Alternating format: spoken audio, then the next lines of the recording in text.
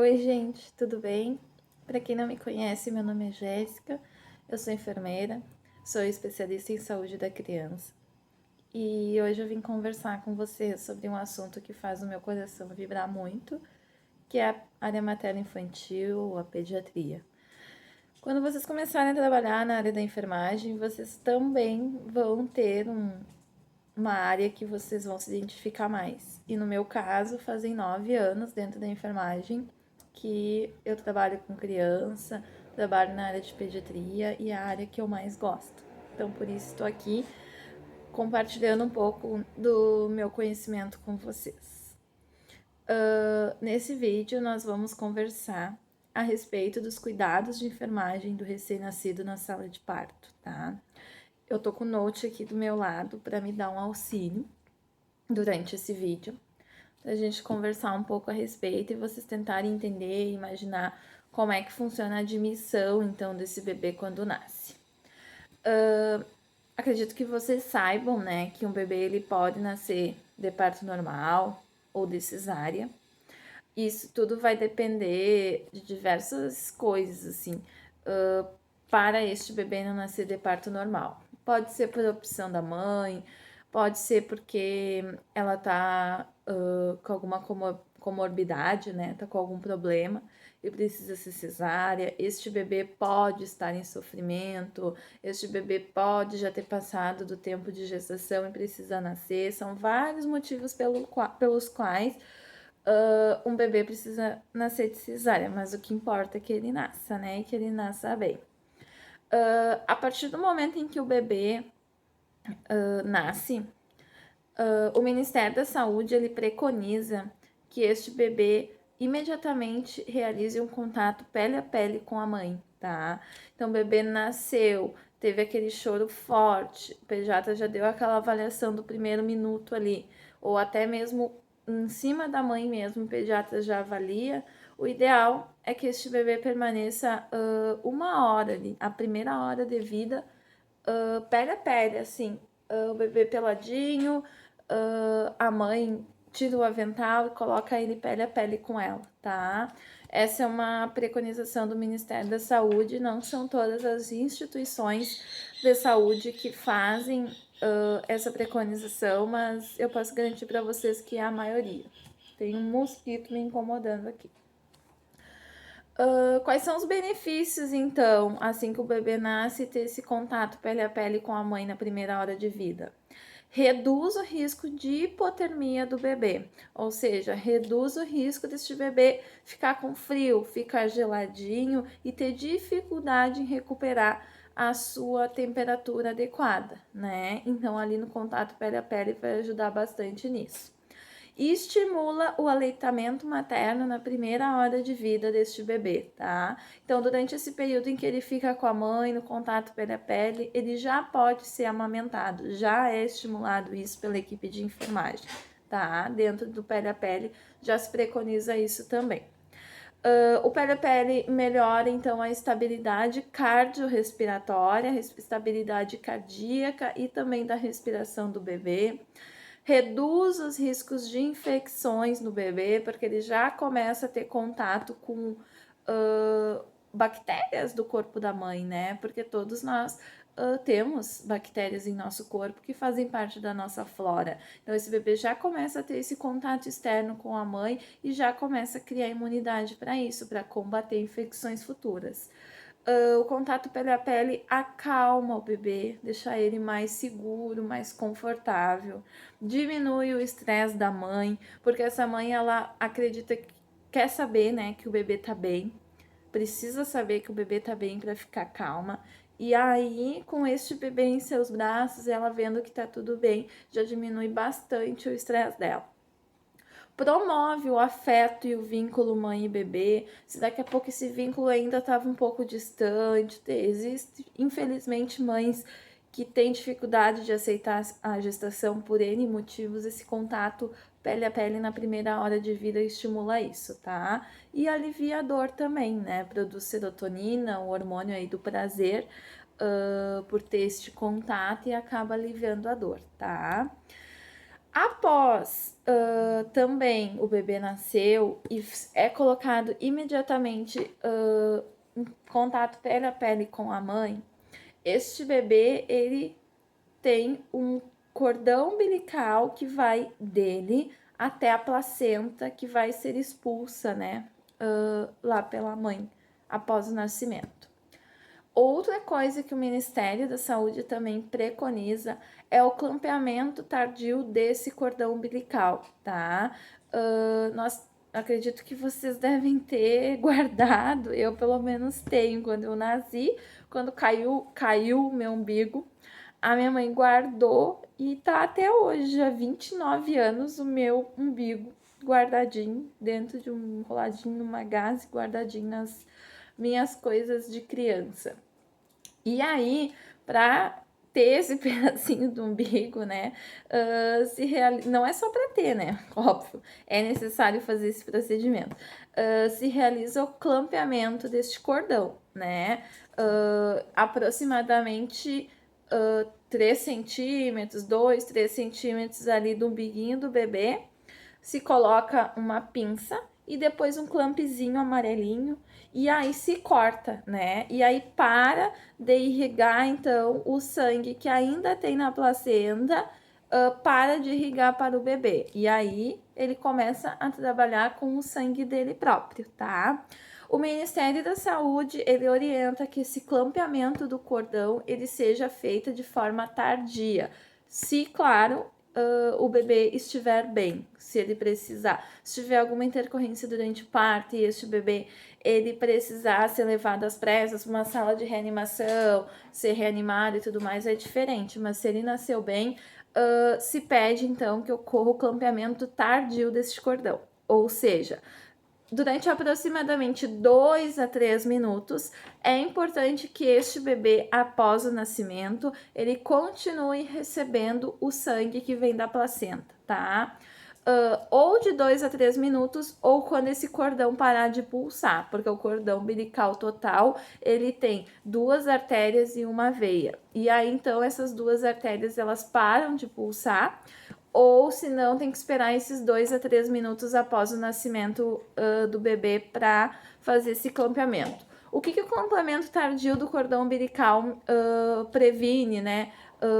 Tem de benefícios. Ele aumenta o volume de sangue e níveis de ferro no bebê, e aí isso a longo prazo vai fazer esse bebê, essa criança, quando tiver maior, não ter anemia na primeira infância, tá? Então, o clampeamento tardio do cordão umbilical, ele acaba auxiliando nisso.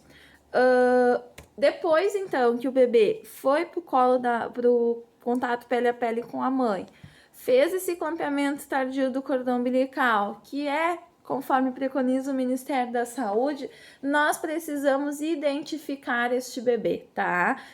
Essa pulseira de identificação do bebê. Existem instituições que essa pulseira ela já é padronizada, ela já vem impressa, né?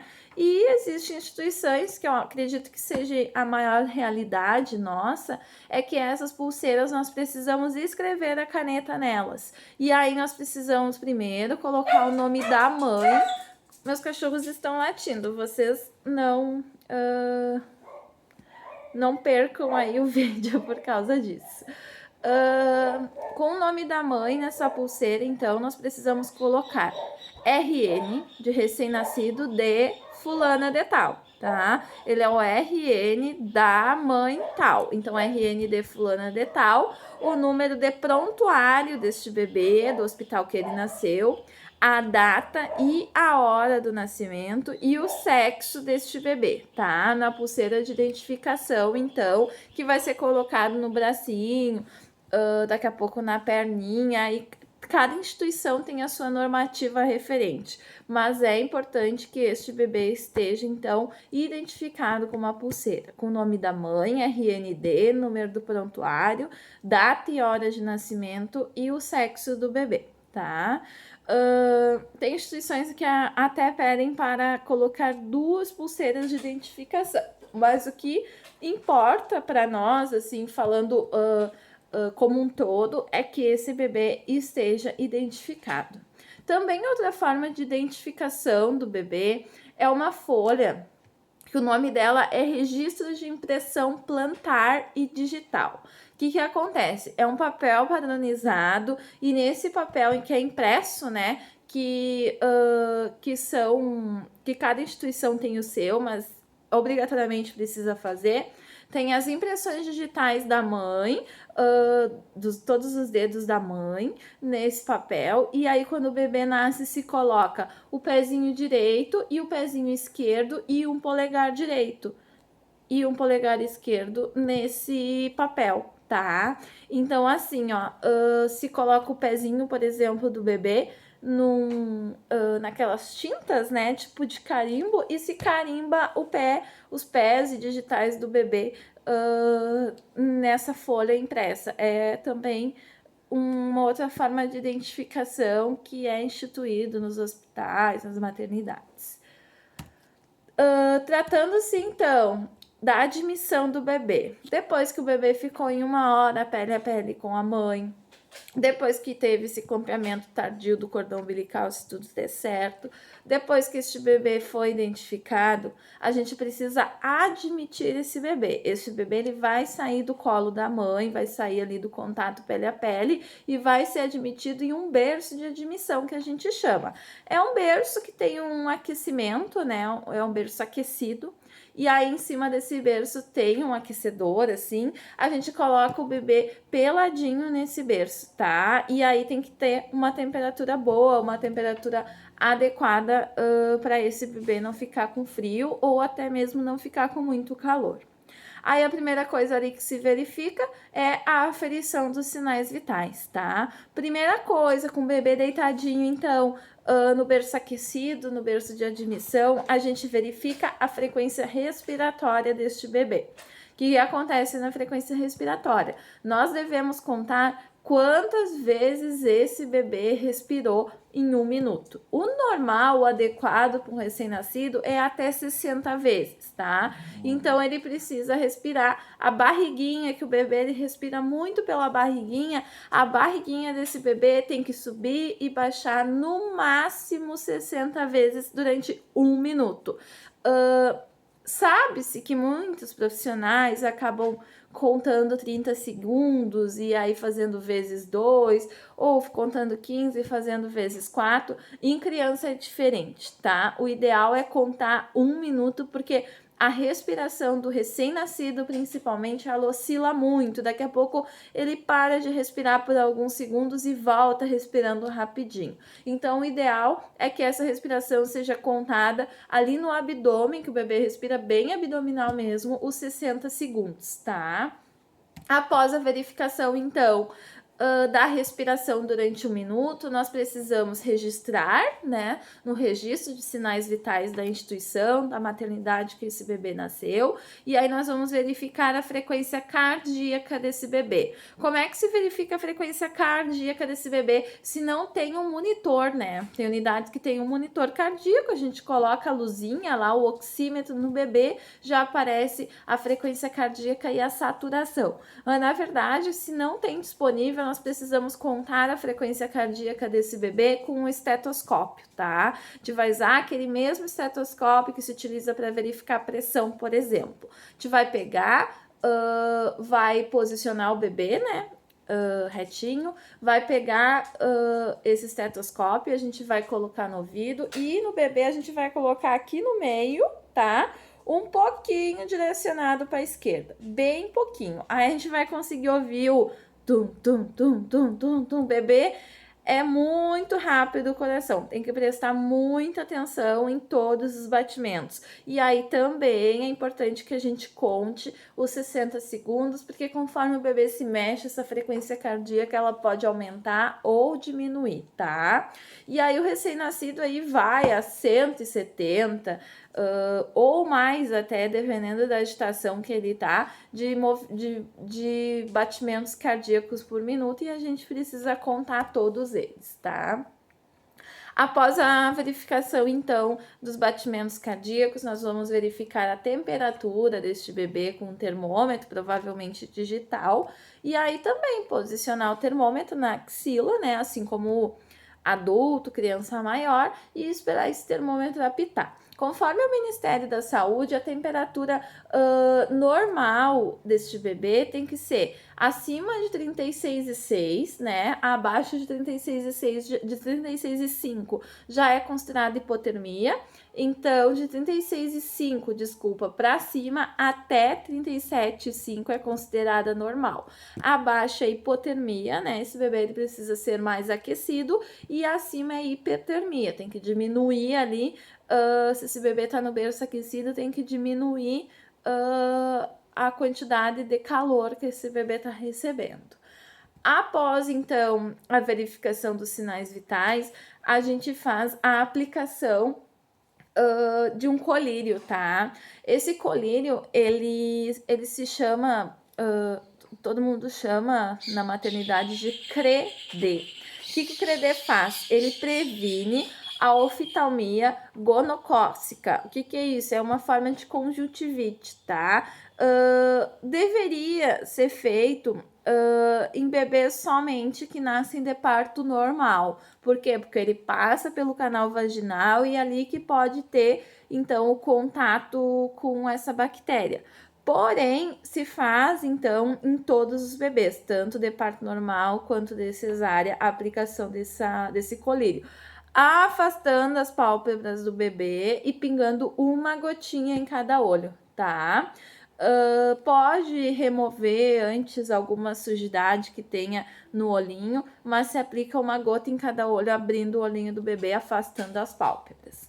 Após a aplicação do CREDE, tem outro procedimento que o técnico de enfermagem faz, que são as medidas antropométricas, que é verificar as medidas desse bebê, né? Que é o quanto de peso, de altura, tamanho de cabecinha que esse bebê nasceu, para colocar na caderneta da criança, que nós vamos falar daqui a pouquinho.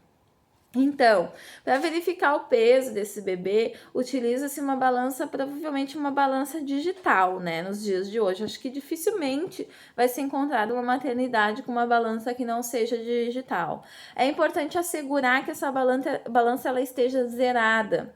Mesmo que a gente coloque um paninho, um coelho para esse bebê não ter contato com a balança, não ter contato com o frio, né, a gente precisa colocar esse paninho, a gente precisa tarar essa balança para ela ficar zerada com esse paninho, para depois a gente colocar o bebê. Ele tem que ser pesado sem roupa, sem fraldas, sem nada. E é importante, então, assegurar a tara do paninho, que a gente tá protegendo o bebê para ele não passar frio, tá? E aí esse peso, ele tem que ser assegurado de que o bebê não tá agitado, não tá em movimento, que ele tá paradinho, que é exatamente aquele peso. É muito importante anotar realmente o peso certo deste bebê. Por quê? Porque nos primeiros dias todos os bebês eles perdem peso. Por quê? Porque eles nascem mais inchadinho e tal. Então, ele pode perder até 10% do peso dele. Ou seja, se ele nasceu com 3 quilos, ele pode perder durante os dias de internação, até ter alta para casa, até 300 gramas. Daí, se o nosso peso estiver errado por algum motivo, esse bebê pode então ficar internado no hospital. E aí ele pode acabar ficando internado por mais tempo, recebendo mamadeira, ou copinho, né, um complemento de dieta de leite, porque o peso perdeu mais do que devia. Por isso que é tão importante a gente saber que esse peso está extremamente correto na hora de colocar na carteirinha, para esse bebê não precisar passar por essas outras condições, tá? Depois do peso, nós vamos aferir a altura, né, a estatura desse bebê com uma régua. O nome dessa régua é antropométrica. Nas questões de disciplina prática, vocês vão provavelmente ver essa régua, que eu preciso utilizar essa régua que tem 2 ladinhos, né? A régua no meio e os 2 ladinhos. Um fica na cabeça do bebê e o outro fica lá nos pezinhos, tá? Tem que assegurar que a cabeça e os pés do bebê estejam bem alinhados, tá? E os joelhos têm que estar alinhados e sendo pressionados para baixo. Por quê? Porque depois se coloca futuramente, se a estatura do bebê mês a mês, o tamanho dele, quantos centímetros está nascendo na curva de crescimento, e por isso também é importante que essa estatura esteja correta. Outra medida que se verifica nos bebês quando nascem é o perímetro cefálico da cabecinha. Por quê? Porque também se coloca em uma curva de crescimento essa cabecinha. E aí nós temos algumas patologias como a hidrocefalia, né, que é o aumenta essa cabeça. A microcefalia, que é quando tem diminuição no tamanho da cabeça do bebê, e aí sim são patologias importantes que precisam ser tratadas, tá? O Ministério da Saúde orienta que o padrão mínimo de tamanho da cabeça de um bebê quando nasce é de 32 centímetros, né? Então, abaixo ou acima disso já tem que ficar um pouco mais atento, por isso também é importante assegurar que essa cabecinha ela tenha sido medida corretamente. Utiliza-se uma fita métrica, aquela mesma fita de medir cintura, por exemplo. Envolve-se a fita na cabecinha do bebê, aqui atrás na região occipital, até aqui a região frontal, ó, passando pelo pavilhão auricular, que é a nossa orelha aqui atrás, né? Então, passando pelo pavilhão auricular e aqui na frente. E aí se verifica, então, essa questão da medição do perímetro cefálico desse bebê, tá?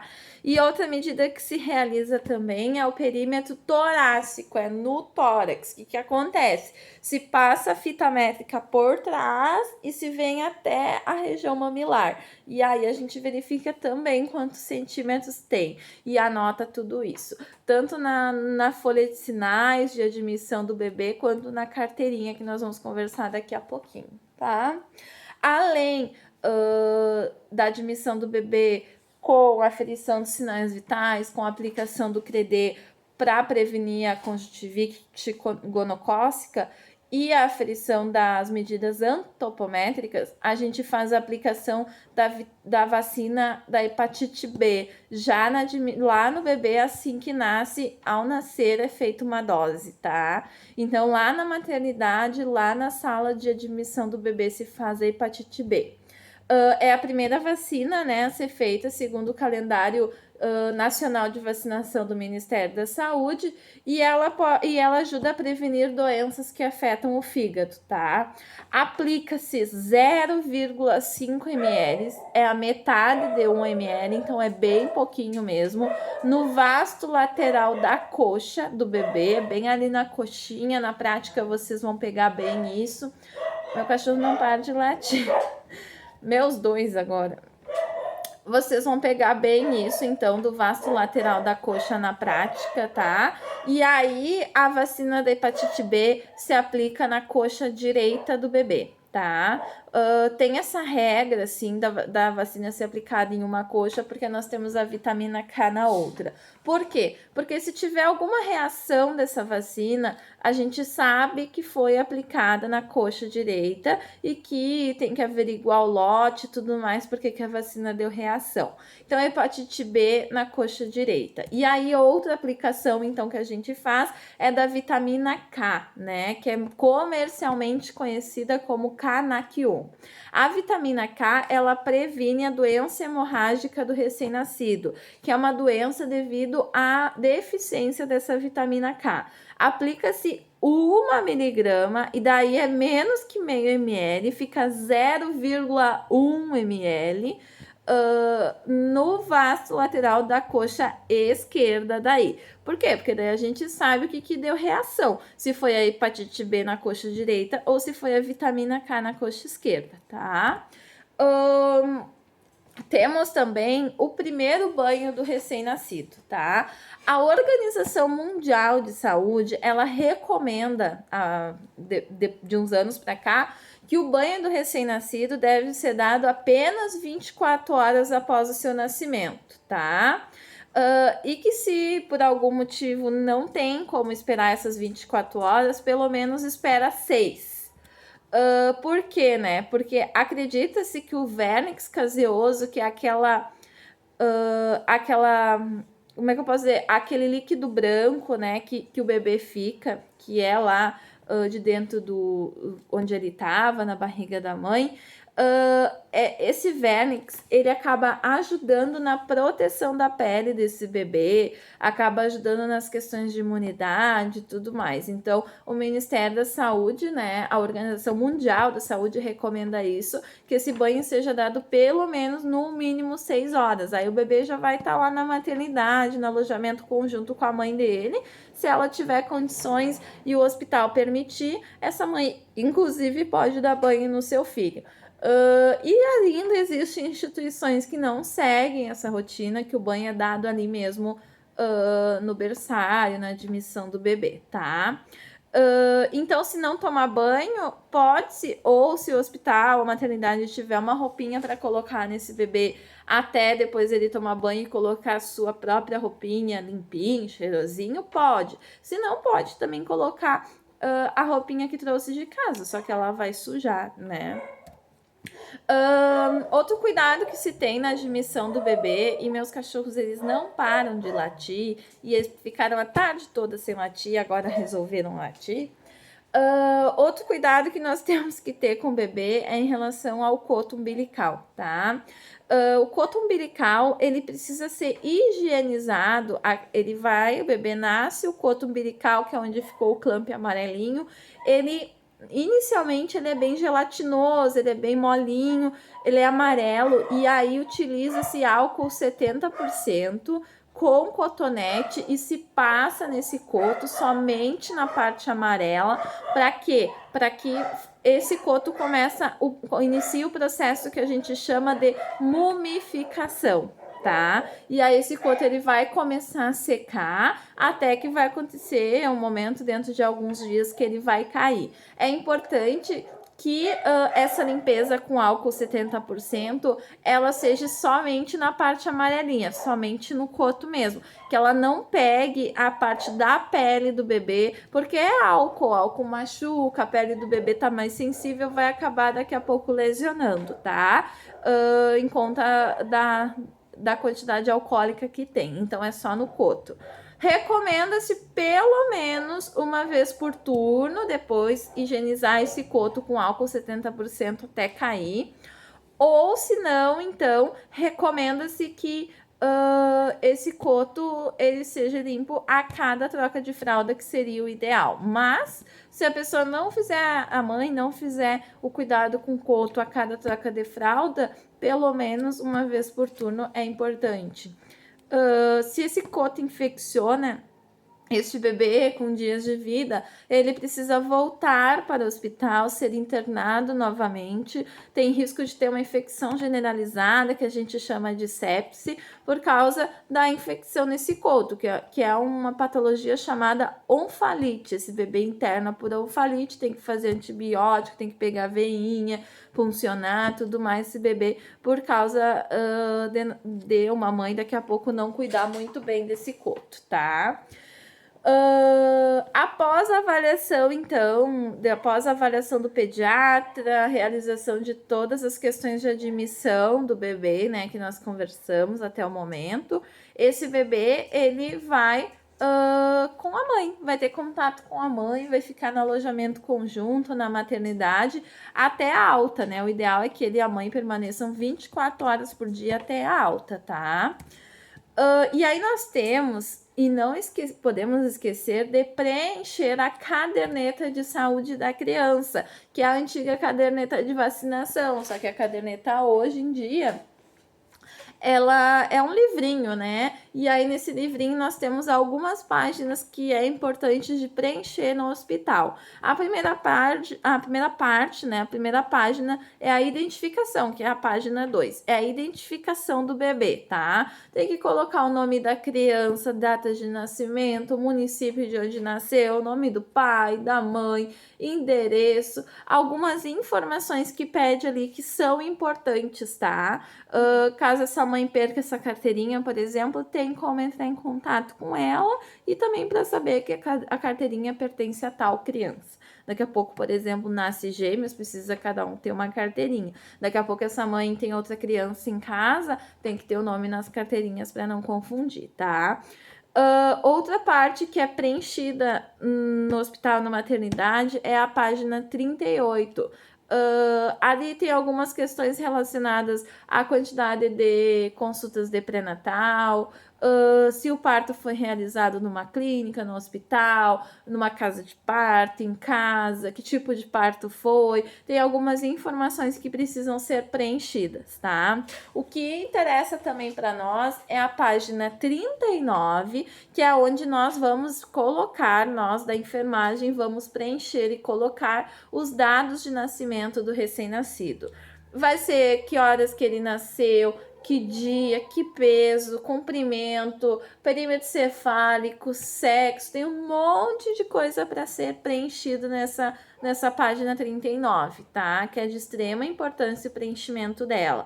E também no dia da alta, o pediatra vai lá e preenche o peso de alta do bebê para depois acompanhar no seu posto de saúde, se consulta numa clínica particular, no convênio, enfim, precisa saber o peso de alta do bebê, tá?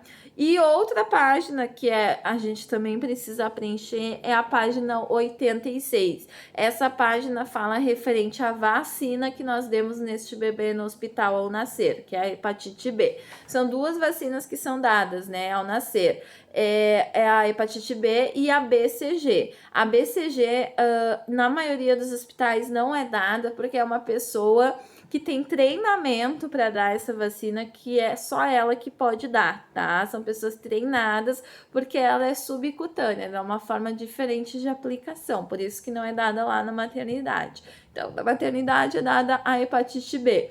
Precisa colocar qual foi a vacina que foi dada, a data, o lote do frasco dessa vacina. Por quê? Porque se tem alguma reação, alguma coisa, pelo menos sabe de que lote veio, né? De qual laboratório também veio, qual hospital, a unidade que foi dada essa vacina e o nome de quem aplicou. Tudo isso para segurança caso tenha alguma reação, tá? Então é isso, pessoal. Essas são algumas informações referentes à admissão do recém-nascido na sala de parto, até ele voltar para a mãe. E aí eles irem para o quarto e ter outros cuidados, né? Principalmente de incentivo ao aleitamento materno, se este estiver liberado. Até a alta em casa, né, e tudo mais, auxiliar depois lá no alojamento conjunto essa mãe a fazer higiene de coto, dar banho, realizar os cuidados com seu bebê, melhor posição para dormir e tudo mais. Mas no berçário, na admissão do bebê, na sala de admissão, são esses os cuidados que a equipe de enfermagem faz com o bebê sadio, saudável, que nasceu super bem, tá? Aí, claro, se esse bebê não nasceu bem, muda muito os procedimentos, né? Mas nós estamos hoje conversando sobre um bebê que nasceu bem, que fez contato pele a pele de 1 hora, que é tão importante, que fez o clareamento tardio do cordão umbilical para prevenir a anemia quando criança, que mamou na primeira hora de vida, que depois foi para o berço aquecido, foi feito todos os procedimentos, vacina, vitamina K, CREDE, medidas, sinais vitais, tudo mais, para depois voltar para essa mãe com a sua caderneta, né, da criança, lembrando também da identificação deste bebê, com a pulseira de identificação, na folhinha de impressão plantar e palmar também. E muita coisa depende da instituição, né? Algumas questões mais burocráticas, mas no geral é isso que se faz, que o Ministério da Saúde preconiza, e é isso que eu gostaria de passar para vocês, tá? Muito obrigado por ter assistido o vídeo até o final. Me desculpe pelos meus cachorrinhos latindo, não tive muito o que fazer em relação a eles. E que a gente possa, então, tá conversando também, se vocês quiserem. Podem pedir meu contato para a escola, para grau técnico, para a gente conversar a respeito, principalmente de crianças, que é o que faz o meu coração vibrar, que é o que eu gosto de falar, que me faz sorrir, que faz os meus olhos brilharem, tá? Muito obrigada, até a próxima, até um próximo vídeo. Qualquer coisa, entre em contato, né? Que a gente pode conversar mais a respeito. Um beijo, tchau!